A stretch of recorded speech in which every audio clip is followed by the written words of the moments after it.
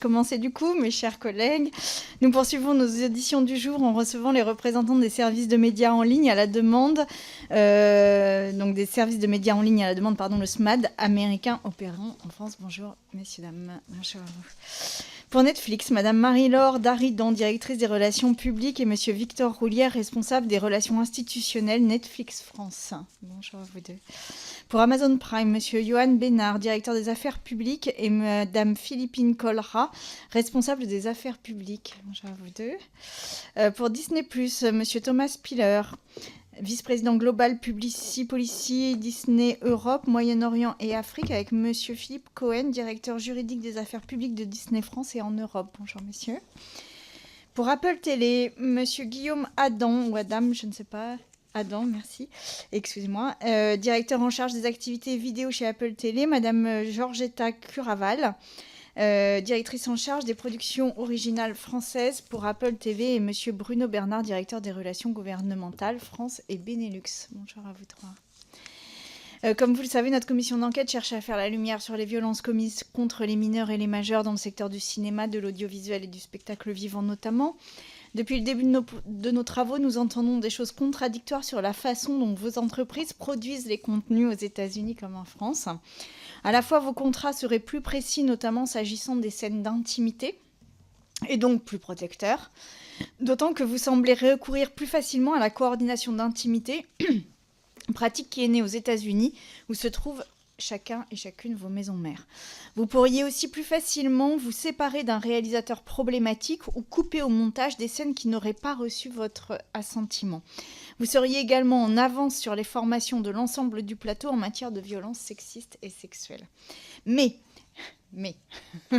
les conditions de travail que vous offrez seraient encore plus contraintes que celles des productions purement françaises, et de cette pression accrue pourrait naître plus de violence aussi, notamment morale, mais aussi une moindre libération de la parole des victimes. Nous avons donc souhaité vous entendre pour tirer les choses au clair et, le cas échéant, faire émerger des bonnes pratiques qui pourraient être étendues à d'autres productions.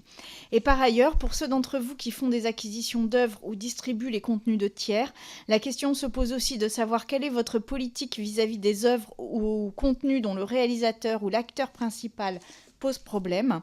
Je pense notamment pour Amazon à la distribution sur Prime MTV de son programme Frenchy Shore, mais j'imagine qu'on va en discuter. Je rappelle que cette audition est ouverte à la presse, qu'elle est retransmise en direct sur le site de l'Assemblée nationale. Avant de vous laisser la parole et d'entamer nos échanges pendant environ 1h15, je vous rappelle que l'article 6 de l'ordonnance du 17 novembre 1958 relative au fonctionnement des assemblées parlementaires impose aux personnes entendues par une commission d'enquête de prêter serment, de dire la vérité, toute la vérité, rien que la vérité. Je vous invite donc à allumer votre micro, à lever la main droite, à dire « je le jure ». Merci. Je le jure.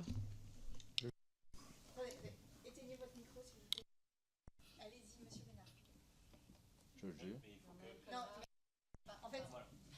En fait, ces micros qui nous prennent la tête depuis le début ne peuvent fonctionner que 1 à 1 pour éviter le brouhaha de l'Assemblée. Vous remarquerez à quel point c'est efficace. Mais en fait, ils continuent quand même à fonctionner de cette manière-là. Donc il faut vraiment éteindre un micro avant d'en ouvrir un autre. Monsieur Bénard.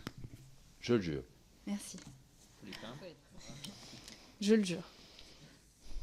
Je le jure. Je le jure. Je le jure. Je le jure. Je le jure. Merci beaucoup et vous aurez réussi, ce qui est un exploit en soi. On vous laisse la parole pour une parole liminaire, si vous le souhaitez, un propos liminaire, et ensuite on passera aux questions. Plaisir. Du coup, je commence ou comment? Ah bah très bien. Et de combien de temps je dispose? Juste pour qu'on soit... On a 1h15 pour Bah oui. l'ensemble des présentations et les questions, donc je vous suggère 5 minutes, 5-7 minutes, ça ira. Je fais vite, ouais, absolument. Donc, Madame la Présidente, Monsieur le rapporteur, Mesdames et Messieurs les députés, Mesdames et Messieurs, merci beaucoup pour l'opportunité que vous nous offrez aujourd'hui d'évoquer devant votre commission d'enquête la question de la lutte contre les violences et le harcèlement sexiste et sexuel dans le monde du cinéma et dans l'audiovisuel. Un sujet d'importance, je le dis tout de suite, majeure pour Netflix en France et à travers le monde, pour notre secteur bien entendu et pour notre société dans son ensemble. Alors peut-être quelques mots très rapides de présentation sur Netflix, juste pour qu'on soit au clair sur la façon dont on intervient le cas échéant dans les productions en France. Comme vous le savez, Netflix est un service de médias audiovisuels à la demande qui propose des films, séries et documentaires à travers une large variété de genres et de formats dans 190 pays à travers le monde. On vient de fêter nos 10 ans en France et nous avons depuis 2020 un bureau à Paris qui emploie aujourd'hui 130 personnes. La plupart de ces collaborateurs travaillent sur nos productions originales françaises avec pour mission de programmer et de produire les meilleurs programmes français pour satisfaire notre audience française. Donc notre mandat à nous, ici, Victor Roulière et moi-même, c'est vraiment de représenter les équipes françaises de Netflix. Et notre démarche, de ce point de vue-là, est extrêmement locale. Nous sommes de fait devenus un acteur pleinement intégré à l'écosystème de la création française. On opère dans le cadre du décret SMAD du 22 juin 2021 et on se conforme pleinement à ces exigences. On a signé une convention avec l'ARCOM, un accord avec les producteurs de cinéma, la chronologie des médias, un accord avec les producteurs audiovisuels, plus récemment en 2023. Et au total, nous investissons de façon significative dans la production audiovisuelle et cinématographique française à des niveaux qui sont similaires à ceux d'acteurs historiques français. On parle de plus de 250 millions d'euros chaque année dans la production audiovisuelle et cinématographique, dont 50 millions dans la production cinématographique. Et ça représente environ, pour vous donner un ordre de grandeur, entre 20 et 25 projets originaux par an, plus bien sûr toutes les acquisitions. Certains de ces titres, on passerait rapidement, mais sont aussi des vecteurs du rayonnement de la culture française à travers le monde. On parle des séries, pour n'en citer que quelques-uns, les séries Lupin, Tapis, les films Sous la Seine, Loup-garou, ou encore par exemple le documentaire sur le Tour de France. Tout au long de ces années, on est très heureux d'avoir pu nouer d'excellentes relations avec l'ensemble de l'industrie en France, des producteurs indépendants, réalisateurs, acteurs, techniciens qui travaillent sur nos productions, jusqu'aux diffuseurs français avec lesquels nous disposons de partenariats de distribution, voire de coproduction de certains programmes. Alors maintenant, juste une petite précision avant d'en venir au sujet qui nous réunit aujourd'hui. Nous intervenons sur nos productions françaises à différentes étapes et avec par conséquent des régimes de responsabilité un petit peu différents, distincts. Pour un certain nombre d'œuvres, en réalité très limitées, on agit en qualité de producteur délégué. Et pour ces œuvres-là, nous portons l'entière responsabilité, bien entendu, financière et artistique de l'œuvre. Mais dans la grande majorité des cas, nous intervenons comme diffuseurs et travaillons avec des producteurs indépendants. En l'occurrence, cela concerne chaque année plus des 2/3 de notre investissement dans la production audiovisuelle et cinématographique, conformément aux exigences du décret SMAD. Alors, bien sûr, dans ce cadre-là, c'est la même chose que quand c'est d'autres acteurs français. Ce sont ces producteurs qui portent la responsabilité d'assurer le bon déroulement et la sécurité de leur tournage, mais on reste très engagé à leur côté sur ces sujets de VHSS notamment. Alors, qu'est-ce qu'on fait très concrètement pour garantir un environnement de travail sain sur nos tournages, ce qui relève des valeurs de Netflix, pour qui, voilà, je pense l'approche de manière générale, c'est une tolérance zéro pour les VHSS. Nous avons d'abord des règles claires et des clauses contractuelles qui engagent nos partenaires concernant le comportement des équipes de production sur nos tournages. Ces clauses incluent le rappel de nos valeurs et des obligations légales de nos partenaires. Et en cas de non-respect avéré de ces clauses, nous pouvons être amenés à résilier le contrat de tout artiste, interprète, réalisateur ou membre de l'équipe de production. De plus, sur chacune de nos productions, nous mettons en place de manière obligatoire un certain nombre de mesures. Tout d'abord, au moment de la validation interne de tout projet, nos équipes juridiques et de production organisent des réunions préparatoires avec nos partenaires producteurs afin de rappeler le niveau de sécurité que nous attendons sur nos productions. Ensuite, en amont du tournage, on organise une session de formation et de sensibilisation obligatoire contre les VHSS. Sur le tournage, nous disposons d'au moins un référent anti-harcèlement et un référent santé-sécurité pour faciliter la parole et la remontée de toute situation potentiellement problématique sur le plateau. On a également un service de signalement strictement confidentiel et anonyme, numéro de téléphone et ou adresse email qui est disponible sur chacune des feuilles de service de nos tournages. Ce service ayant pour but de garantir que toutes les personnes travaillant sur des productions financées par Netflix disposent d'un système leur permettant de signaler les éventuels problèmes liés à l'éthique, à la sécurité ou à leur lieu de travail. Et enfin, sur chacune de nos productions, nous mettons à disposition de l'ensemble des équipes techniques et créatives des sessions avec un conseiller spécialisé, totalement indépendant de Netflix et astreint au secret professionnel pour évoquer tout problème professionnel ou personnel. Si une situation sensible est portée à notre connaissance, nous travaillons avec les équipes pour prendre les mesures adéquates et s'assurer que nos partenaires de production disposent de l'accompagnement nécessaire, notamment juridique, afin de diligenter une enquête en bonne et due forme. Ainsi, de la validation d'un contenu jusqu'au dernier jour de production. Et même après, notre vigilance est extrêmement forte et nous nous efforçons de rester au plus près de nos partenaires dans un souci à la fois préventif et vraiment de dialogue continu. Je pense que c'est vraiment dans cet échange permanent et de dialogue qu'on essaie d'anticiper et de prévenir toute difficulté. Peut-être un mot encore, et j'essaierai de conclure très rapidement. Il nous arrive aussi parfois d'être précurseurs en matière de certaines bonnes pratiques. C'est le cas des coordinateurs d'intimité, donc je voulais citer l'exemple. C'était un rôle qui n'existait qu'aux États-Unis ou au Royaume-Uni il y a quelques années. Et chez Netflix, nous avons en réalité financé la formation de la première coordinatrice d'intimité en France. Et à la suite de cette formation, avons commencé à l'inclure dans des projets comportant des scènes d'intimité, en encourageant fortement nos partenaires à y avoir recours. Ce métier nouveau a en réalité été rapidement reconnu comme une bonne pratique, et il est désormais quasiment automatiquement, enfin j'imagine vous en avez parlé dans d'autres auditions, mais il est quasiment automatiquement demandé par les actrices et les acteurs. Et de manière générale, avant d'en finir, je dirais qu'on a à cœur de contribuer positivement à l'évolution des mentalités et des pratiques dans notre industrie via aussi nos programmes, qui sont un levier très efficace pour favoriser des conversations autour de débats de société. À titre d'exemple, des documentaires comme Les femmes et l'assassin sur Guy Georges, ou encore des fictions comme Made, Unbelievable ou plus récemment Mon petit Reine, abordent des sujets sensibles comme les violences sexuelles ou les relations abusives. Pour ces titres, nous veillons à inclure un message d'avertissement qui renvoie vers un site Netflix wannatalkaboutit.com où sont référencés des ressources et numéros d'associations pour venir en aide aux victimes. Et nous renvoyons notamment, entre autres, vers le 3919 de la Fédération nationale Solidarité Femmes. Voilà, donc en conclusion, c'était vraiment juste un propos liminaire pour vous dire que nous sommes très fortement mobilisés sur les questions qui nous réunissent aujourd'hui, avec beaucoup d'humilité, parce qu'il y a beaucoup de choses à faire, mais aussi avec un esprit de responsabilité et du volontarisme. On a mis en place des procédures obligatoires et nous sommes toujours preneurs de bonnes pratiques d'où qu'elles viennent, tout en prenant pleinement part aux débats et aux discussions qui animent notre industrie. Merci beaucoup pour votre écoute et à votre disposition, bien entendu, avec Victor Roulière pour répondre à vos questions. Merci. Monsieur Bénard ? Oui, merci Madame la Présidente. Je reprendrai ce qui a été dit en grande partie. C'est un sujet d'importance majeure pour les entreprises, pour une entreprise comme Amazon.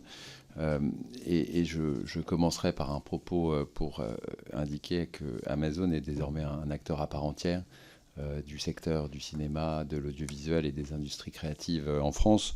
Quelques éléments très rapidement. D'abord, plus d'une dizaine de créations originales françaises par an cette année, mais aussi en ligne avec l'an dernier. Avec des paris créatifs qui, je crois, sont la marque de fabrique d'Amazon. Par exemple, des originaux comme le film Libre ou Le Bal des Folles de Mélanie Laurent, la deuxième saison de Miss Kina de Melha Abedia, ou encore des coproductions comme Machine avec Arte, ou comme Katsai avec TF1 qui vient de sortir, et puis des créations françaises qui sortent en salle, comme au printemps prochain, Ma mère, Dieu et Sylvie Vartan. Je crois que donc on a véritablement... On fait partie de l'industrie française et on s'y est intégré de manière harmonieuse. Je crois que c'est ce qu'a dit le président de l'ARCOM dans la conférence de presse commune avec le CNC du 26 novembre dernier. Et puis Amazon est également un diffuseur de catalogues, des grands catalogues français, en particulier Pathé, Gaumont, MK2, et un diffuseur de distributeurs de cinéma spécialisés comme Univers Ciné, Gaumont Classique ou la Cinétech. Alors, je crois que la question des violences sexistes et sexuelles dans ces secteurs est une question qui doit faire l'objet d'une réponse collective. Je crois que cette réponse, on en a d'ores et déjà les éléments, puisqu'on a un cadre juridique qui est particulièrement clair et particulièrement complet, je pense, dans le droit français, et qui a été d'ailleurs précisé par la loi du 2 août 2021, avec un ensemble de délits qui sont constitués, qui sont précisés, qui est particulièrement complet. On a d'autre part les partenaires sociaux qui se sont également emparés du sujet. On a une convention, un accord national interprofessionnel de 2010 qui définit un certain nombre de concepts. Et puis dans le secteur du cinéma, il y a eu 2 avenants, un sur le travail des mineurs et l'autre sur les violences, ce qui est convenu d'appeler les VHSS, qui sont datés du 17 mai 2024 et qui ont été étendus par voie d'arrêté, je crois, il y a quelques semaines. Ça, c'est nous qui faisons la loi, donc ça, on maîtrise à peu près Absolument. le cadre de la loi. Maintenant, si vous pouviez en venir à votre politique. S'agissant, et puis enfin, il y a le CNC qui a conditionné un certain nombre d'aides au respect de règles, et je crois que ça aussi, ça va dans le bon sens. Alors, quelle est, pour venir à notre contribution, quelle est la contribution qu'une entreprise comme Amazon peut avoir? C'est une contribution qui permet d'établir les meilleures pratiques et d'y contribuer, d'abord en tant qu'employeur, parce que je crois qu'il ne faut pas oublier que c'est l'employeur qui a le devoir de protéger, de protection. Et donc, il faut qu'en qualité d'employeur, l'ensemble des entreprises du secteur, grandes et petites, jouent ce rôle de protection. C'est ce que nous faisons notamment du côté de la formation et de l'information. Je crois que c'est vraiment un élément essentiel. Il faut informer, former, c'est l'objet de l'avenant aussi du 17 mai 2024, mais on le fait au sein d'Amazon, vis-à-vis d'ailleurs de tous nos salariés, parce que ça n'est pas un problème qui est limité aux industries créatives, c'est un problème qui en réalité concerne l'ensemble des secteurs d'activité, avec des formations obligatoires pour apprendre à nos salariés comment identifier, comment faire face, comment rendre compte de faits de harcèlement, de faits de violence, avec également une promotion de la diversité, parce que je crois que c'est essentiel. En réalité, les entreprises dans lesquelles la diversité est promue activement sont celles qui luttent le mieux contre les violences sexuelles et sexistes. Et donc, on a des scores au sein de nos différentes filiales entre 94% et 99% à l'index d'égalité hommes-femmes qui a été mis en place par les pouvoirs publics. Et puis avec un certain nombre d'initiatives qui vont au-delà, par exemple des groupes d'affinité au sein d'Amazon comme Women at Amazon, qui là encore ont un rôle clé dans la prévention de la discrimination au sein même de l'entreprise et des violences. Ensuite, naturellement, dans le secteur dans lequel, dans les secteurs du cinéma, de l'audiovisuel, il faut aussi jouer ce rôle en qualité de producteur. Donc, Marie-Laure Daridan l'a dit, nous avons à peu près le même panel, je dirais, ou la même diversité de positionnement d'Amazon. On peut être producteur délégué, on peut être producteur exécutif, on peut être, je l'ai dit tout à l'heure, coproducteur de certaines œuvres. Et donc, nous avons également mis en place de manière systématique une coordination d'intimité avec une question qui se pose, qui est celle de la formation. Je crois que le CNC, le directeur général du CNC a dit qu'il y avait 4 coordonnateurs aujourd'hui, ou en tout cas en 2024. Il en faut bien sûr davantage. Il y a une fiche métier qui a été publiée. Donc je crois qu'on va dans cette direction. Et puis avec aussi, ça répondra peut-être à l'une des questions que vous posiez en introduction, une hotline systématiquement sur l'ensemble de nos productions pour permettre de rendre compte éventuellement de pratiques problématiques de manière sécurisée et anonymisée.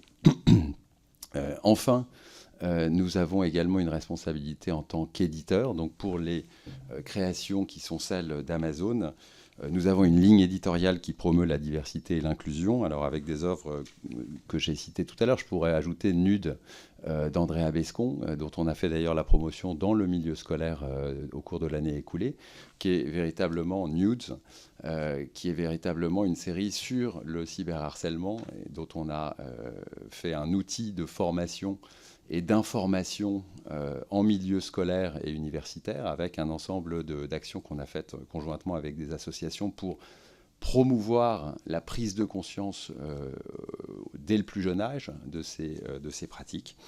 Et puis avec également, pour ce qui concerne notre ligne éditoriale, des règles très claires. Nous, par exemple, prohibons pour nos œuvres les contenus sexuellement explicites, violents ou incitant à la haine. Et donc c'est quelque chose qu'on retrouve dans nos productions. Voilà, et je terminerai en disant que c'est pour Amazon aussi une philosophie plus générale qui conduit l'entreprise à s'engager, par exemple, sur la protection des mineurs, y compris les mineurs en ligne, avec des partenariats avec des associations comme Torn ou comme l'association française Respect Zone, et puis à souscrire à un ensemble d'engagements, par exemple la charte de l'association pour les femmes dans les médias, à laquelle nous avons souscrit. Voilà, je vais m'arrêter là. Merci, je vous remercie. Qui souhaite continuer? Allez-y, Monsieur Spiller.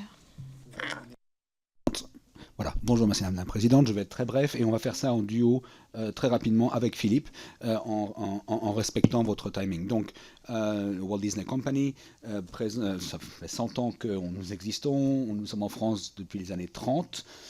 Pour nous, c'est un sujet essentiel et ce n'est pas un sujet nouveau.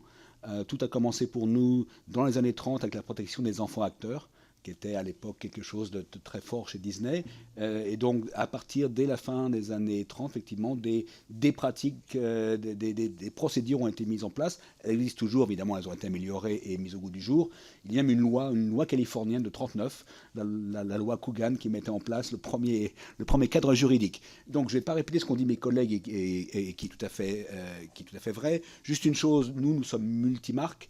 Nous avons Disney, nous avons Pixar, nous avons Marvel pour les super-héros, nous avons la Guerre des Étoiles, Star Wars, donc nous avons National Geographic, donc on couvre un champ très large. Bien sûr, c'est du contenu familial, essentiellement familial, et beaucoup pour les enfants. Donc forcément, ça nous met dans un cadre assez particulier. Vous connaissez aussi les valeurs Disney, elles existent depuis longtemps. Une chose en France qui est importante, et Philippe y reviendra sur notre activité audiovisuelle, on a le parc aussi, c'est 17 000 employés directs, et là aussi, les efforts en termes de VHSS s'appliquent. Parce que ce n'est pas que l'audiovisuel, c'est tous nos employés. Et j'ajouterais même, bon, ce n'est pas spécifique à la France, mais notre activité de bateau de croisière, nous avons un bateau de croisière Disney en Europe, ça s'applique aussi au personnel embarqué et aux passagers. Donc pour nous, c'est vraiment une politique globale qui s'applique à tous nos métiers. On a des hôtels, des restaurants. Cette politique s'applique à tout le monde. Et très brièvement, Madame la Présidente, pour nous, c'est le respect. C'est le respect des employés et la formation des employés. Donc, très rapidement, on a une sorte de bible interne, j'aime pas ce mot-là, mais ça s'appelle en français les règles de conduite professionnelle. Et il y a 3 concepts. Le premier concept, c'est la clarté. C'est très clair. On ne tolère aucune forme de harcèlement sexiste ou non, de violence, et y compris dans les situations dites de quid pro quo. Il faut être bien clair à propos de ça aussi, notamment en termes de lorsque vous engagez des gens, vous avez des relations contractuelles. Donc c'est très clair, les objectifs sont très clairs.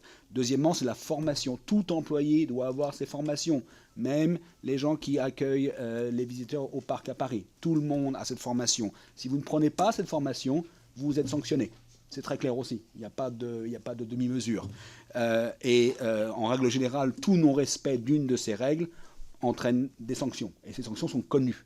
Je pense qu'il faut être transparent aussi avec nos employés. Et c'est la même chose quand on travaille avec des sociétés de production locales. Philippe en parlera dans un instant. Troisième point, c'est ce qu'on appelle nous chez Disney la speak-up culture. Bon, j'ai traduit ça par exprimez-vous. Voilà, la culture exprimez-vous. Donc, pareil, hotline, anonyme, dans beaucoup de langues en tout cas, 24 sur 24, 360 jours par an. On encourage les employés qui sont face à ces situations à appeler. Il faut le dire. Il ne faut pas commencer à peut-être que non. Il faut appeler. Très important, c'est qu'il y ait une écoute derrière, avec des professionnels de ces problèmes, qui sont nos employés à nous, et qui peuvent apporter une aide. Et il faut aussi le dire au management, et ça c'est le dernier point, c'est le suivi. Il faut qu'il y ait donc qu'est-ce qui s'est passé, pourquoi ça s'est passé, avec qui ça s'est passé, et comment on va suivre, y compris en termes de sanctions. Les sanctions sont très claires. Moi, par exemple, j'ai 2 fois par an, je passe ce training, cette formation qui est obligatoire, et j'ai une date limite, et si je ne l'ai pas faite, mon boss aux États-Unis va m'appeler et dire alors, qu'est-ce qui se passe? Donc c'est vraiment, c'est un peu peut-être une approche très rigoriste, mais ça marche. Et c'est ça, en fait, que pour nous, après 70 ans de ce type de pratique, on s'aperçoit que si vous êtes clair, si vous mettez en place les structures et les ressources, ça va plutôt bien se passer. Je ne dis pas qu'il n'y a jamais de problème, parce que malheureusement, il y en a comme partout, mais ça se passe plutôt bien parce que justement, les gens savent qu'ils peuvent, en toute confiance, appeler et expliquer la situation. Philippe pour la France. Merci Thomas, donc merci à vous d'avoir relancé cette commission d'enquête indispensable. Disney en France, c'est aussi en télévision un conventionnement avec le CSA devenu l'ARCOM depuis 27 ans pour les chaînes que vous connaissez, Disney Channel, et 5 chaînes qui sont reçues en France aussi. En matière de cinéma, Disney est un acteur essentiel et qui contribue au financement de toute la filière. Thomas l'a très bien dit aussi sur l'aspect employé. Donc nous avons des salariés au parc, nous avons des salariés à Paris, en France, convention Syntec, qui est une convention assez neutre sur ces sujets. Donc on espère qu'on pourra contribuer avec cette branche aussi à faire évoluer le cadre juridique conventionnel. La France, c'est vrai, c'est un pays qui est particulièrement bien équipé en termes de recours en droit social, d'une manière interne. Nous l'avons dit et nous réitérons ce qui a été dit très bien par Netflix et par Amazon. Nous avons exactement les mêmes approches et les mêmes modèles et on adhère à tout ce qui a été dit plus tôt sur l'esprit. Il se trouve que lorsque l'on travaille aussi sur les productions américaines en France, donc nous avons des productions originales locales. Nous sommes essentiellement, notre rôle princeps, c'est un rôle de diffuseur. Nous faisons des acquisitions, du préachat et plus marginalement de la création originale dépendante en France. Mais notre premier rôle, c'est un rôle de choix et de diffusion et finalement d'influence, comme vous l'avez évoqué également avec votre questionnaire. Nous avons une influence latérale par notre politique contractuelle. Et même si Disney est le plus jeune des services en termes de SMAD ici, puisque opérant depuis près de 5 ans, eh bien nous avons conscience du rôle pionnier aussi de notre expérience qui remonte, comme l'a dit Thomas, en France, avec une société enregistrée en 1934 en France.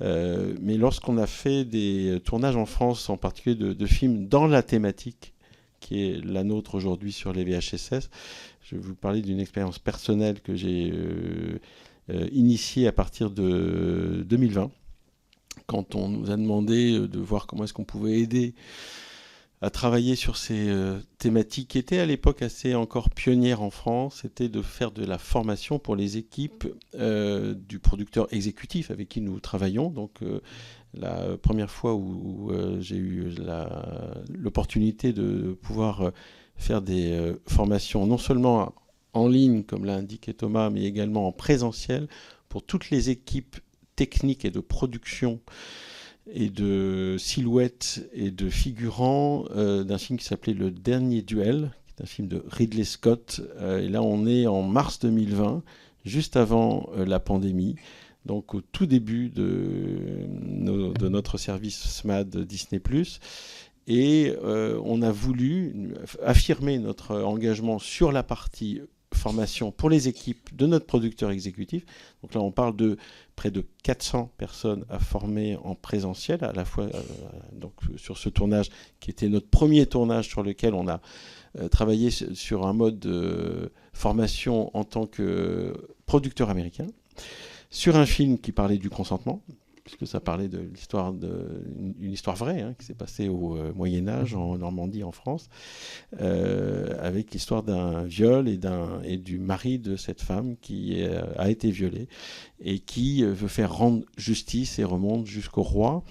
Donc un double tournage avec une pré-production à Paris et un tournage dans le Périgord, à Sarlat, et là par session de 1 heure, 1 heure et demie, des séances qui m'ont permis de pouvoir former avec mon équipe près de 400 techniciens et équipe totale avec comme message très clair, ce que disait Thomas sur notre clarté, et je crois que la clarté du message aide à la prévention. C'est un message qui disait, ici, nous ferons tout ensemble pour qu'il n'y ait pas ni de sexisme, ni de harcèlement, ni de difficultés dans le traitement des différentes personnes qui composent l'équipe étendue, donc des personnes que nous ne connaissions pas, qui n'étaient pas nos propres employés, mais que nous avons contribué à sensibiliser. Et à ma grande surprise, la réaction, c'était pourquoi est-ce que sur les tournages en France, on n'a pas eu, à part Warner, qui était la seule exception qui avait été citée, pourquoi est-ce qu'on n'a jamais eu accès à ce type de formation si utile en amont, c'est-à-dire avant le premier clap. c'était très important. Et au final, je peux vous le dire en tant que témoin, ces différentes sessions de formation se transformer, et donc il fallait faire attention aussi sur le mode opératoire, en un groupe de parole, donc, en disant mais c'est pas notre rôle en tant que formateur. Donc on a bien entendu un déficit extrêmement fort. Donc pour en terminer avec cette intervention, dire que nos contrats sont d'une grande richesse et une grande clarté sur toutes ces thématiques, et on se tiendra à votre disposition pour vous transmettre les différents éléments. Et c'est un effort qui concerne non seulement nous-mêmes, mais aussi nos propres partenaires. Nous ne sommes pas employeurs, des salariés, des équipes à l'écran, des équipes derrière l'écran, mais nous sommes là pour influencer, aider, organiser aussi, comme cela a été dit sur les fiches de service. Effectivement, on a à votre disposition une copie de ces fiches avec les numéros d'appel anonymes. C'est important aussi d'avoir des numéros qui puissent être opérés en indépendance. Et nous sommes aussi très très attentifs à tous les efforts qui sont faits en local, par audience que vous avez reçue, par les différents syndicats, par les kits qui ont été proposés par l'USPA, par le SPI. Et en fait, avec humilité, notre travail consiste à peut-être aussi se mettre à la disposition de l'industrie créative française pour faire notre retour de notre expérience et voir ce qui, ensemble, pourrait être collectivement amélioré. Je vous remercie, merci beaucoup. Allez-y, je vous en prie, Monsieur Bernard. Merci Madame la Présidente, Monsieur le rapporteur, Mesdames et Messieurs les députés. Alors merci pour cette opportunité de venir parler ici. Avant de passer la parole aux spécialistes que sont Guillaume Adam et Georgetta Curavallet pour Apple TV, Apple TV+, je voulais juste dire 3 mots sur Apple en France. Donc nous sommes présents depuis 1981. Aujourd'hui, c'est désormais 2700 employés répartis principalement dans nos 20 Apple Store à travers le pays, mais aussi avec toutes les fonctions support et de service. Et aujourd'hui, nous estimons à 250 000 le nombre d'emplois qui ont été créés grâce au lancement de l'App Store en 2008. Je signale également que nous avons plusieurs partenariats avec des acteurs du numérique français de premier plan, Station F pour le soutien aux startups et Simplon pour la formation au code des demandeurs d'emploi. Alors Apple TV et Apple TV Plus sont un peu les petits derniers de nos services à avoir été lancés, et je passe la parole maintenant à Guillaume. Merci. Merci Madame la Présidente, Monsieur le rapporteur, Mesdames, Messieurs les députés. En préambule, je souhaitais juste rappeler quelques dates et éléments concernant les activités d'Apple dans le domaine de l'audiovisuel. Nous avons lancé en 2008 au sein du iTunes Store l'achat de séries, suivi en 2010 de la possibilité d'acheter et de louer des films. Et cette activité transactionnelle développée en partenariat avec les studios a fait d'Apple un acteur de premier plan dans les premiers jours de l'entrée du secteur dans l'ère numérique. En 2019, nous avons développé l'app Apple TV avec la volonté d'apporter une réponse au changement, à l'évolution des usages et des attentes de nos utilisateurs. L'app Apple TV regroupe en un seul endroit les programmes et les différents moyens d'y accéder en fonction de leur disponibilité, accès gratuit, par abonnement, à l'achat ou à l'acte. Nous mettons en avant au sein de cette app films, séries et documentaires en proposant aux utilisateurs les différents moyens d'y accéder légalement.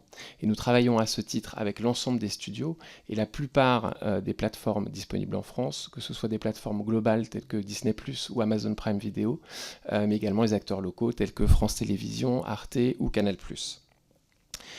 Toujours en 2019, nous avons par ailleurs lancé notre propre service de vidéo à la demande par abonnement, Apple TV+, disponible au sein de l'app Apple TV.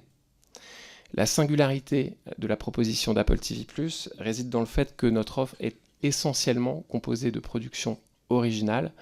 Par cela, nous entendons des programmes jamais sortis auparavant et mis à disposition en exclusivité au moment de leur mise en ligne sur le service.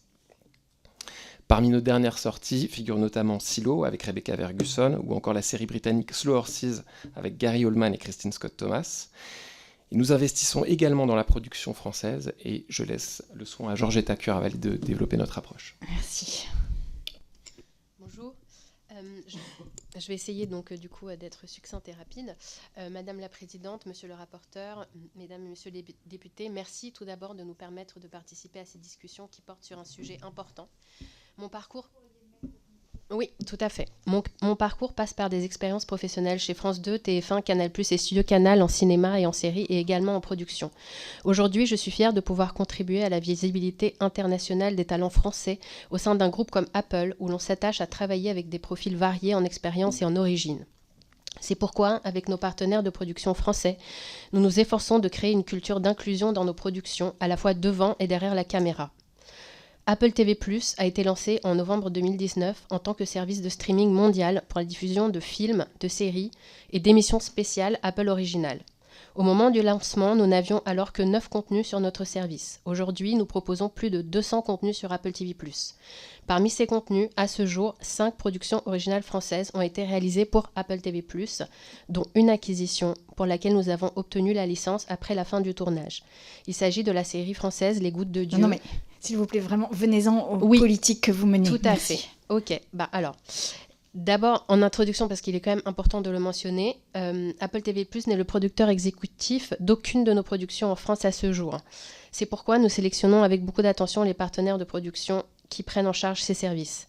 Ensemble, nous mettons en place des lignes de conduite très importantes, notamment axées sur 4 axes majeurs, notamment la mise en place de dispositifs de formation de qualité, l'accès à des ressources en matière de sécurité et de santé, ce qui comprend la prise en compte de la santé mentale des équipes, des mesures d'inclusion et de diversité et une approche de développement durable appliquée à tous les acteurs et à l'équipe. Par ailleurs, pour être plus concrètement dans le sujet abordé aujourd'hui, nous avons également des personnes dédiées à la production qui suivent de manière hebdomadaire avec nos partenaires de production tous les tournages et les réunions de production.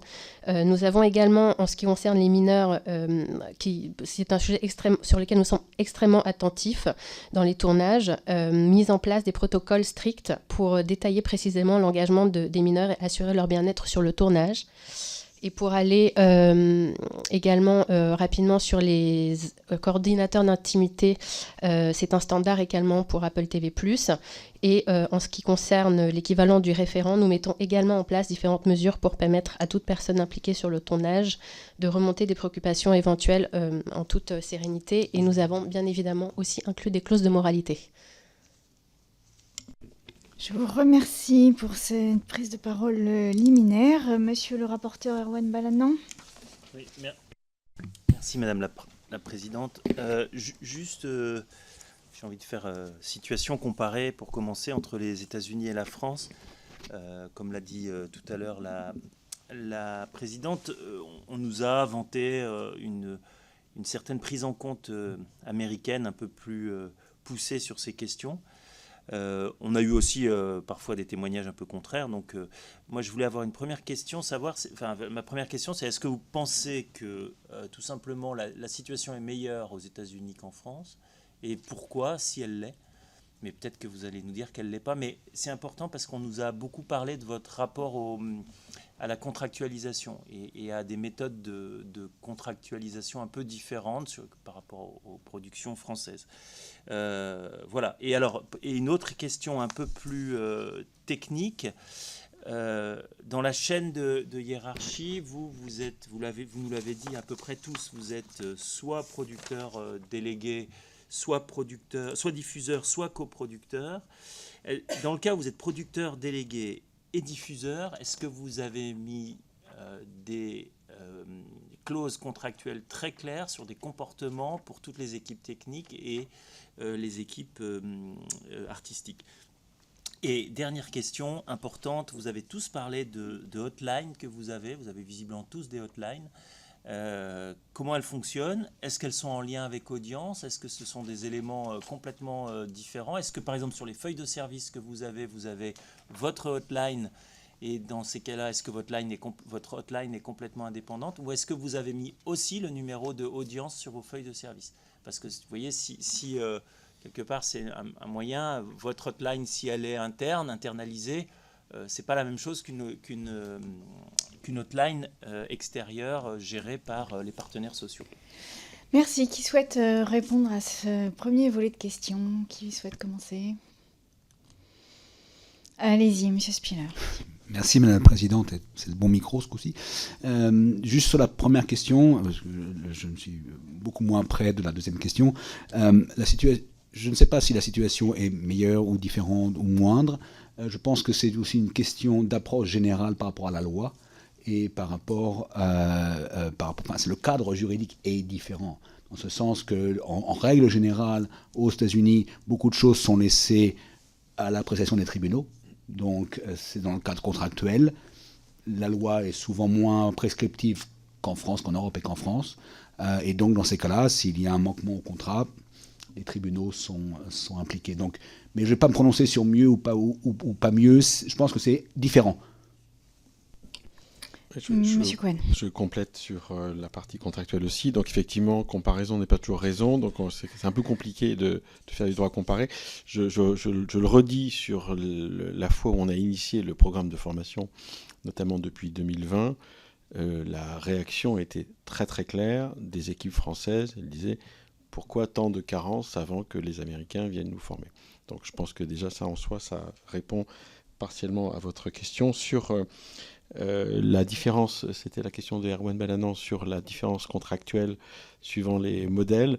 Nous, en fait, ce qu'on fait, c'est qu'on fait toujours une référence à ce qu'on appelle un guide, un handbook, qui comprend sur 7 thématiques, 5 chapitres.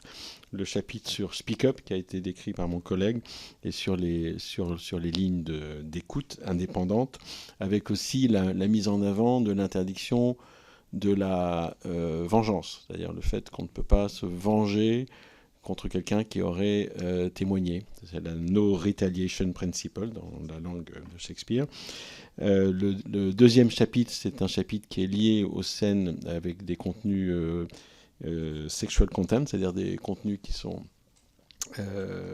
orientés sur la sexualité et d'ailleurs qui mettent en avant le safe sex contre des scènes où il n'y aurait aucun préservatif. Ça fait partie aussi des différentes clauses qu'on met dans notre guide sur l'écriture, sur le comité de sélection.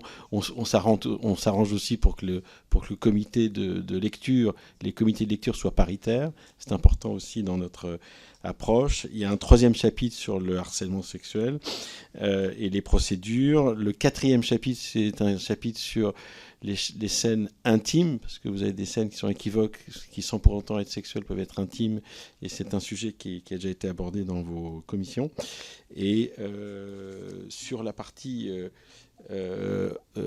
hotline, donc sur la partie ligne d'écoute, ce qu'on fait, c'est qu'on s'efforce de faire en sorte que les producteurs exécutifs avec qui on travaille soient en première ligne, c'est-à-dire qu'ils renvoient vers leur propre ligne d'écoute.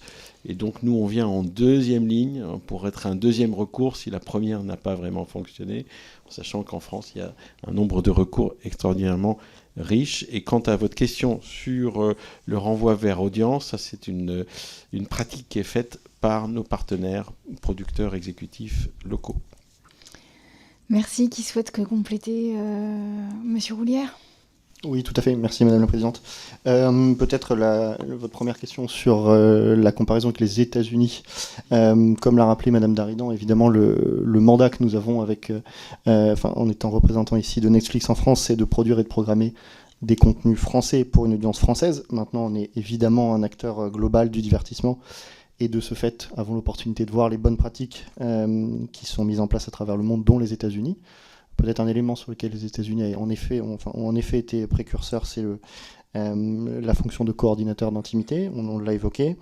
Voilà, cette combinaison entre une présence mondiale et notre fort ancrage en France nous permet de bénéficier de ces expériences-là et ensuite de les importer et de les adapter au contexte local français, évidemment. Sur la deuxième question liée aux clauses contractuelles, lorsque nous sommes producteurs délégués et diffuseurs, la réponse est très clairement oui. Nous incluons des clauses contractuelles extrêmement claires en matière de comportement qu'il est attendu sur les productions Netflix. Et enfin, sur le sujet de la hotline et la façon dont elle marche très concrètement, c'est donc un numéro de téléphone ou une adresse email entièrement anonyme et confidentielle qui permet à tout membre de l'équipe technique ou artistique de dialoguer directement avec un certain nombre d'équipes internes à Netflix, donc des équipes de ressources humaines et juridiques notamment. Est-ce qu'Audience est inclus dans ces échanges à ce stade? Non, mais c'est des conversations que nous avons évidemment avec eux. On échange avec audience de manière très régulière sur un certain nombre de sujets, et notamment celui-ci. Donc c'est peut-être une possibilité à l'avenir, en effet. En général, encore une fois, c'est de la production majoritairement indépendante. Donc là, c'est nos partenaires producteurs indépendants qui sont en première ligne.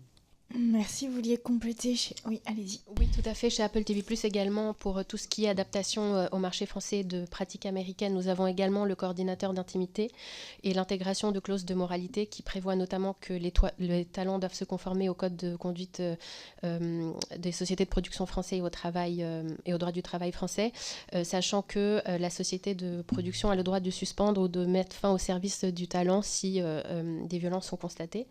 Et également pour ce qui est les numéros de téléphone externes, nous avons donc des renvois au numéro de téléphone audience systématiquement dans toutes les feuilles de service. Merci. Je voudrais juste revenir sur cette clause de moralité dont vous nous avez parlé.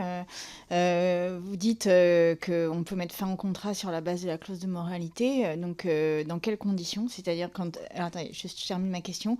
Est-ce que c'est quand il y a un dépôt de plainte ? Est-ce que c'est juste quand il y a un signalement ? Enfin, quel est le déclencheur et comment ça se déroule ? Et la deuxième chose que j'avais un peu pour vous tous et toutes, c'est qu'on a constaté dans cette commission qu'un des moments clés était aussi le casting. Et donc, là, on est en dehors des contrats de travail et en dehors de votre responsabilité de diffuseur. La question est, est-ce que vous avez des clauses et des fonctionnements particuliers sur les castings ? Enfin, ma dernière question serait sur les représentations et sur le fait de faire travailler des personnes qui auraient dénoncé. J'en veux pour preuve la question d'Adèle Haenel, alors que vous n'êtes pas forcément directement concerné, mais ce qui me frappe depuis le début, c'est à quel point elle a disparu du cinéma et que ça n'a choqué personne. Et j'ai envie de dire que Judith Godrèche n'est pas loin de cette situation non plus. Et donc, j'aimerais savoir un peu, vous, vis-à-vis de ça, qu'est-ce que vous avez comme politique ? Donc, petit 1, les clauses de moralité, quand, comment ? Petit 2, les castings. Petit 3, les personnes qui ont parlé et leur protection. Alors bien évidemment, pour les clauses de moralité, ce sont des choses que l'on analyse au cas par cas en fonction de la gravité des faits. Mais c'est-à-dire que si, suite à enquête interne, discussion avec tous nos partenaires de production, les faits avérés sont jugés très graves, cela peut conduire à une suspension du contrat de travail ou à un licenciement. Non, pas à ce jour, non. Et puis, en ce qui concerne donc, l'accompagnement au niveau des castings, en ce qui concerne Apple TV+, et nos productions, cela incombe davantage au coordinateur d'intimité qui doit être présent, et c'est une exigence que l'on a, c'est-à-dire qu'il doit suivre tout le processus, et donc il est présent au casting et même en amont lorsque le contrat de travail, comme vous l'avez justement indiqué, n'a pas encore démarré. Qui souhaite compléter pour son entreprise ? Personne ? Ok, bon, on peut passer aux questions suivantes. Parce que moi j'aimerais bien... Alors, Monsieur Cohen. Attendez, juste sur les autres, la question que vous a posée la présidente et que moi je complète, est-ce qu'il vous est arrivé de résilier des contrats pour des clauses contractuelles sur ces sujets-là à cette date ? Côté Disney, non, puisque nous n'avons pas encore assez de recul non plus. Après 3 ans et demi de production, mais ce sont des clauses qui sont bien en tête de nous-mêmes et de nos contractants sur le fait que, et qui avaient été largement évoquées à chaque fois qu'on est en production dépendante. Je pense en particulier à Becoming Karl Lagerfeld ou Sekin, qui ont fait partie des productions phares de notre plateforme. Donc nous sommes en tout cas très très vigilants sur ces points. Sur le casting, pour répondre à votre question, Madame la Présidente, il n'y a pas une exclusion des phases de pré-production comme le casting de l'ensemble de notre corpus contractuel. Donc le casting va s'insérer dans les étapes pour lesquelles les clauses que nous avons citées vont être applicables. Donc il n'y a pas d'exclusion. Et on n'a pas eu d'expérience particulière sur votre sujet qui est très très délicat sur la représentation et l'invisibilité de personnes qui auraient été des whistleblowers, c'est-à-dire des témoins. Mais en tout cas, effectivement, il n'y a aucune exclusive pour travailler avec ces talents. Il n'y a aucune exclusive, mais il n'y a aucune politique particulière non plus. Je dis ça, pardon, et je vous passe la parole après, monsieur le rapporteur, mais parce qu'en fait, il est très flagrant, mais d'ailleurs, dans l'affaire MeToo, Weinstein aux États-Unis, de la même manière que les femmes qui ont parlé, les actrices qui ont parlé, pour une part, est vraiment significative, non négligeable et donc significative, ont disparu du monde du cinéma, se sont mises en retrait, ont arrêté. Et du coup, vous avez un rôle aussi de les tenir quelque part dans le monde du cinéma. J'entends depuis le début qu'il n'y a aucune espèce de politique là-dessus. Je vous le dis, ce qui me semble extrêmement dommage, mais ça fera sans doute partie des évolutions. Monsieur le rapporteur. Pour aller dans le même sens que la présidente, on a auditionné des gens qui ont disparu, qui se sont fait broyer, par un système. Je pense à Sarah Forestier, je pense à Francis Renaud. Ils se sont fait broyer. Et ils ont disparu. Et donc, est-ce que là-dessus, mais collectivement, hein, vous êtes diffuseur et vous êtes financeur en réalité. C'est votre particulier, c'est vous qui mettez les sous. Hein. Excusez-moi de parler trivialement, mais c'est vous qui mettez l'argent. Donc, est-ce que vous avez une réflexion là-dessus sur l'accompagnement peut-être des talents de ce monde extrêmement violent? Parce que nous, on est confrontés à des violences incroyables. Donc, si vous pouviez répondre à cette question, ça pourrait être intéressant, si vous avez une réflexion là-dessus. Et je voulais juste revenir peut-être, vous le ferez après, sur un aspect technique. Aujourd'hui, vous êtes, à certains moments, vous avez des productions françaises qui vont à l'étranger, pour des décors, pour des studios. Confirmez-moi que le code du travail français s'applique pour ces tournages à l'étranger ou pas, j'ai un doute. C'est-à-dire quand par exemple une série va filmer pour des raisons de décor, par exemple en Roumanie, est-ce que le droit qui va s'appliquer pendant le tournage est le droit français ou le droit roumain, qui pour le coup est européen, donc ça peut peut-être se rapprocher, mais je ne suis pas sûr qu'on est tout à fait sur les mêmes règles. Qui souhaite répondre? Monsieur Bénard. Oui, merci Madame la Présidente. Je voulais réagir aux questions qui ont été posées juste avant, pour dire que pour ce qui nous concerne, on n'a pas eu de signalement sur nos productions françaises jusqu'à présent. Donc c'était l'une des réponses aux questions que vous souhaitiez avoir. Pour ce qui concerne les hotlines, on travaille avec une entreprise indépendante qui est l'entreprise, je crois, Navex. Et puis je voulais revenir surtout sur le point concernant l'absence de rétorsion que vous avez mis en avant. Effectivement, nous avons une politique interdisant les rétorsions à partir du moment où il y a une dénonciation qui a été faite de bonne foi. Eh bien, peu importe qu'elle soit suivie ou pas d'une sanction, il ne peut pas y avoir de rétorsion. Donc ça, c'est une ligne très très claire. Et je voulais prendre un exemple qui est celui de la série Nude d'Andrea Bescon, puisque elle a dénoncé publiquement dans son film et pièce de théâtre Les Chatouilles, notamment la pédo. Je vous coupe, mais Andrea Bescon, elle nous a été souvent citée en fait comme étant celle qui permet de dire regardez, on finance des choses. Andrea Bescon a dénoncé, et avec beaucoup de courage dans Les Chatouilles, l'inceste, enfin la pédocriminalité, dont elle a été victime. Elle ne dénonce pas quelqu'un du monde du cinéma ou de l'audiovisuel. C'est-à-dire que c'est différent.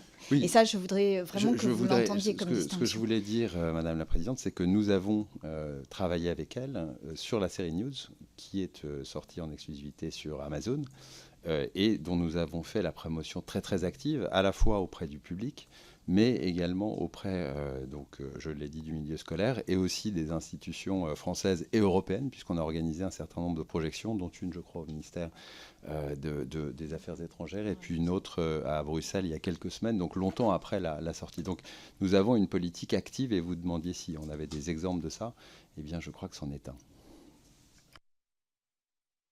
Bah, pas vraiment. Je me permets de réinciter, pas vraiment. C'est-à-dire qu'en fait, ce qu'on observe, c'est que ce sont les personnes qui sont ostracisées dans le milieu, sont les personnes qui ont parlé à l'intérieur de ce milieu sur des faits concernant ce milieu. Et en fait, là, c'est là que les gens sont mis à la marge. Et c'est vrai du monde cinématographique, audiovisuel, c'est vrai du monde du sport, on l'a vu avec une autre commission d'enquête, j'ai envie de vous dire, c'est vrai du monde politique de la même manière. Donc en fait, c'est vraiment une dynamique qui n'est pas propre à votre milieu, mais qui existe et contre laquelle il va falloir quand même aller. Et pour cela, il faut des politiques volontaristes de protection des personnes qui ont dénoncé à l'intérieur. Alors j'ai entendu que vous aviez l'absence de vengeance, mais en fait, il ne s'agit pas complètement d'une vengeance avouée et avouable. C'est-à-dire qu'en fait, ce sont des processus d'invisibilisation et de mise et de fragilisation, de mise en retrait qui finalement ne relèvent pas véritablement d'actes très construits ou du moins d'actes identifiables facilement. Raison pour laquelle je pense qu'en face, il faut des politiques qui soient véritablement volontaristes pour éviter ces biais et pour en être conscients et faire en sorte que ces personnes aient encore leur place dans le monde du cinéma.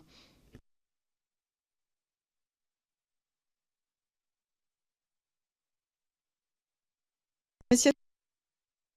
Oui, merci Madame la Présidente, Monsieur le rapporteur, merci Mesdames, Messieurs. Je vais avoir une question plus spécifiquement pour vous, Monsieur Spiller, suite à une phrase que vous avez dit dans votre propos liminaire et qui est due au fait de l'ancienneté de l'entreprise Disney que vous représentez. Vous avez dit 70 ans de ce type de pratique quand vous avez présenté tout ce que vous avez mis en place.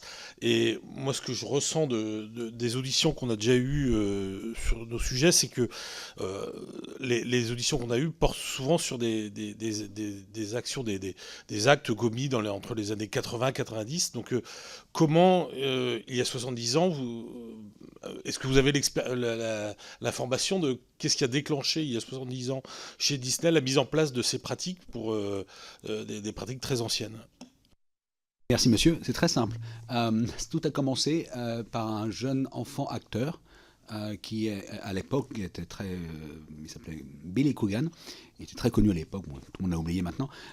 Et il avait gagné beaucoup d'argent en tant qu'enfant acteur, et ses parents avaient tout dilapidé.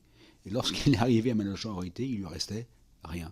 Donc il avait intenté un procès en justice contre ses parents, et c'est parti de là. Alors c'est des questions monétaires, certes, mais c'est parti de le fait de prendre en compte la protection des enfants acteurs, et en fait de toutes les victimes potentielles telles qu'on les décrit aujourd'hui, parce que il faut un système. Il faut un système contre ces abus, et ça a commencé tout simplement. Malheureusement, tout simplement comme ça, sur un contrat qui n'avait... Malheureusement, ce jeune n'avait pas droit à son argent, voilà, tout simplement. D'autres éléments de réponse, Madame Daridan, non ? Avec plaisir. Moi, je peux peut-être répondre à une question de Monsieur le rapporteur sur les tournages français en partie à l'étranger. Alors, déjà pour vous répondre, on tourne beaucoup en France. Mais c'est vrai que parfois, pour des raisons notamment de décor, on est amené à tourner une partie du programme à l'étranger. Ça s'est par exemple produit sous la Seine parce qu'il n'y a pas de bassin suffisamment... Voilà. Si, c'était en France, mais pour certaines images, en fait, en France, les images d'un bassin, il n'y a pas de bassin à ce stade. Alors peut-être, voilà, exactement. Et en l'occurrence, en Belgique, on est allé tourner ces scènes-là en Belgique.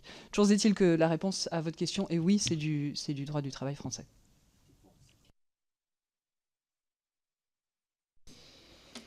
Merci. Est-ce que tu veux poser une autre question ? Sinon, moi, j'en ai une. Non, vas-y, j'en aurai une autre après, mais vas-y. Alors, moi, j'en ai sur Frenchy Shore, pardon. Ça commence, c'est la fin. Frenchy Shore, qui est véritablement une espèce de télé-réalité trash qui bouscule quand même beaucoup la question du consentement, des violences, de ce qu'il est décent de montrer ou pas montrer. Est-ce que vous pourriez nous en dire un tout petit peu sur la modération, s'il y a modération, de ce programme que vous avez mis en place ? Alors, je voudrais commencer par rappeler que donc on a plusieurs rôles distincts. On est bien sûr éditeur et puis on est aussi diffuseur. Et donc dans ce cadre-là, Amazon a un service qui s'appelle Amazon Channels qui permet de diffuser des chaînes tierces. Donc on a un très grand nombre de chaînes qui sont disponibles sur ce service et dont l'une est une chaîne de Paramount qui s'appelle Paramount Plus, qui diffuse ce programme, qui est d'ailleurs une chaîne généraliste et qui diffuse ce programme sur notre service Amazon Channels, mais aussi sur d'autres services, sur Canal+, etc. Ce programme a fait l'objet, je crois, d'un signalement par la ministre, à la fois à l'ARCOM, mais aussi à l'autorité du pays d'origine de Paramount, qui est, je crois, en l'occurrence l'Allemagne.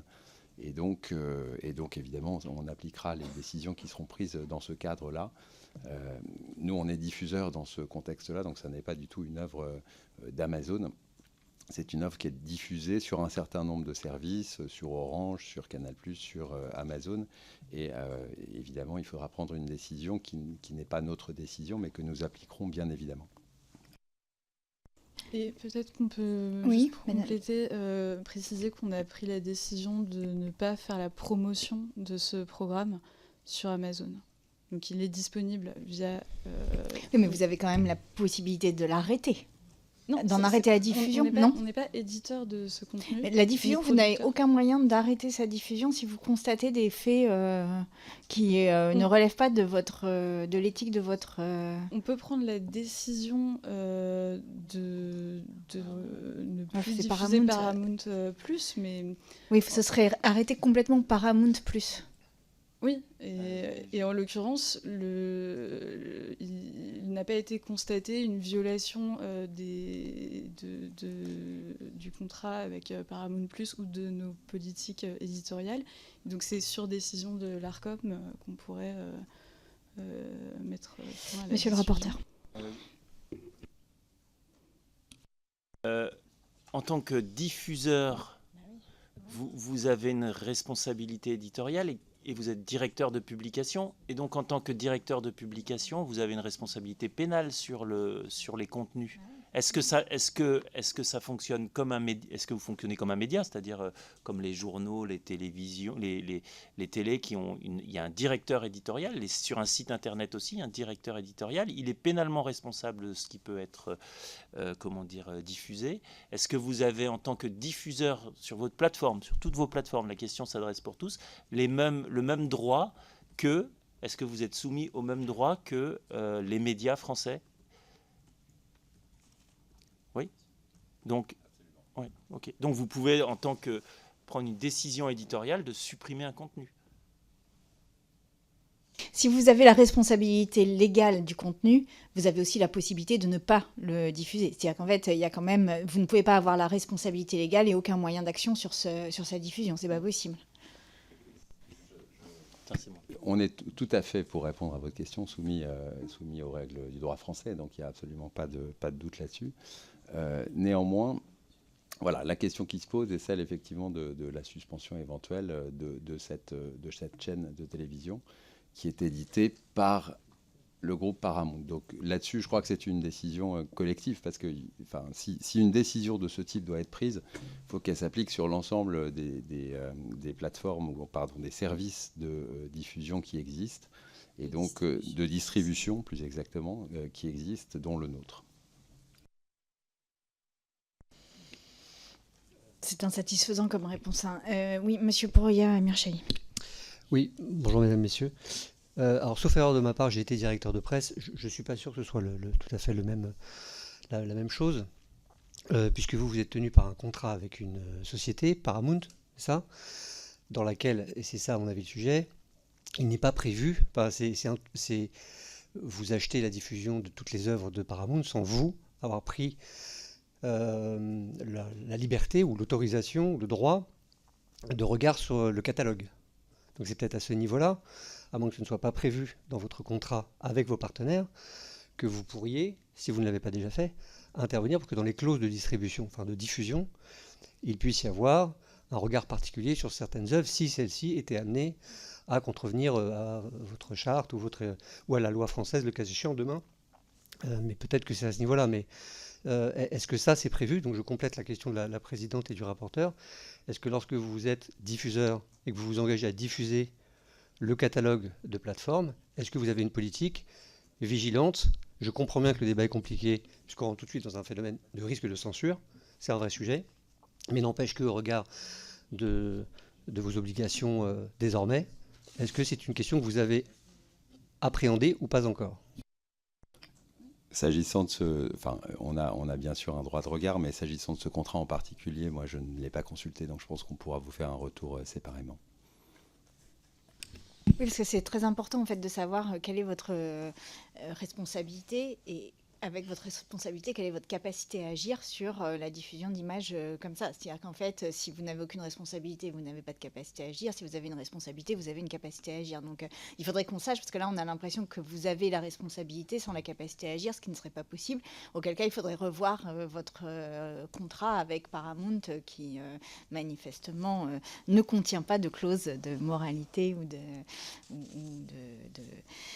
de respect des lois. Voilà. Est-ce que tu voulais poser une autre question? Non, c'est bon là pour l'instant. De toute façon, c'est bon.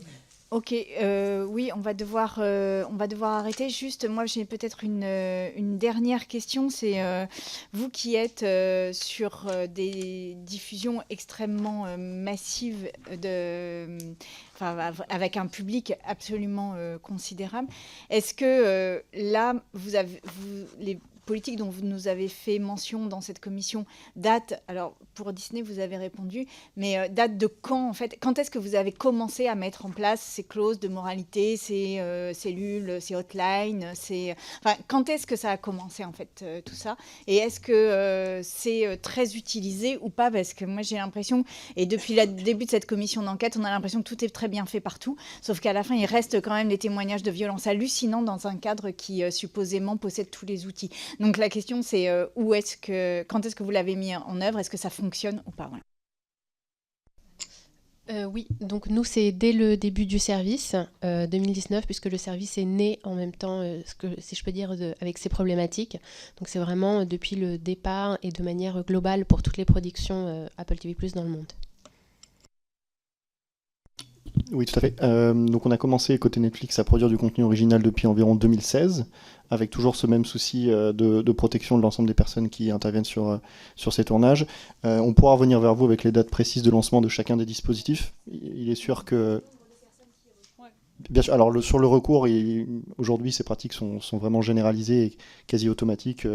La fonction de coordinateur d'intimité est un exemple, mais on pourra tout à fait revenir, sachant que voilà, ces pratiques... Si vous pouviez nous donner quelques chiffres par écrit, ce serait pas mal.